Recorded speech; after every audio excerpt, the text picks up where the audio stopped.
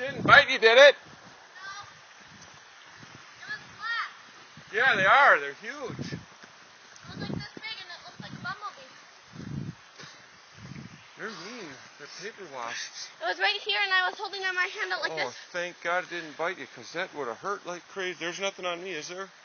No. No. I know they came buzzing up towards us there. I know. One flew right by my head here. What did you say?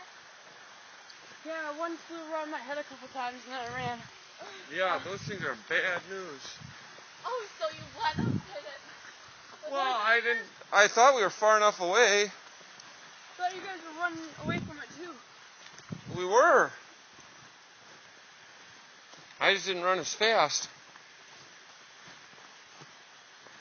It scared the bejangers out of me. Well, Dad kind of Scared me.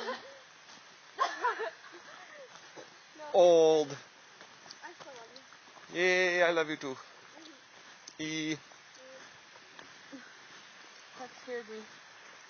I hate getting stung by bees. That's pretty cool, that tree branching over the river. Well, I don't know if there's any wasp nests in there. Nah. You want to get we got daylight's running out on us, so you want to do it now.